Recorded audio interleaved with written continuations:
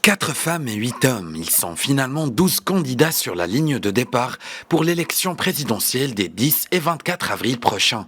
Parmi ces 12 figures, 5 se distinguent. Éric Zemmour, ex-journaliste, essayiste, novice en politique, il promeut la reconquête comme le nom de son parti. Zemmour défend l'indépendance à tout prix face aux menaces extérieures, en tête desquelles figure selon lui l'immigration. Longtemps journaliste au quotidien conservateur Le Figaro, il s'est rapidement mué en polémiste vedette des plateaux télé, agressif et souvent antipathique. Son projet, que les Français se sentent de nouveau chez eux. Autre candidat de l'extrême droite, Marine Le Pen, 53 ans, troisième candidature.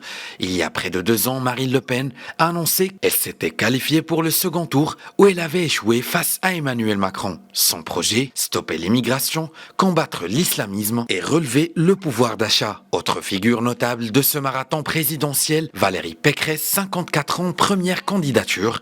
Élue au second tour face au candidat incarnant l'aile radicale, Valérie, 2 fois ministre de par le passé, a mené un début de campagne difficile, parfois prise en tenaille entre les électeurs les plus extrêmes tentés par Éric Zemmour et les plus centristes parfaitement compatibles avec le candidat de la majorité présidentielle Emmanuel Macron. Politiquement, Valérie Pécresse incarne une droite libérale tant sur le plan économique que sur les questions de société. Vieux loup de la politique française né à Tanger, Jean-Luc Mélenchon en est à sa 3e candidature.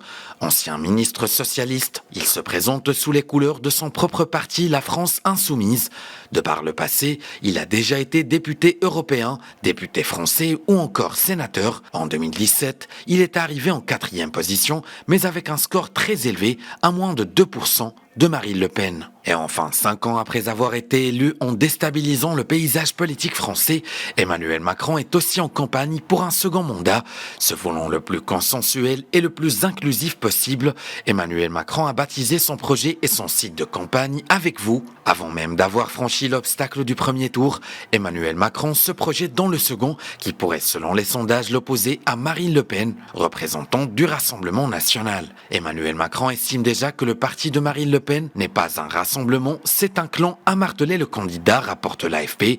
Par ailleurs, à une semaine du premier tour de l'élection présidentielle, le risque d'une forte abstention plane sur le scrutin. Selon le dernier baromètre quotidien Ipsos Sopra Steria, moins de 70% des électeurs sont certains d'aller voter. Si la perspective d'une abstention massive peut s'expliquer par un contexte sanitaire et international inédit, le rejet des institutions et de leurs représentants continue d'amplifier ce phénomène de contestation citoyenne.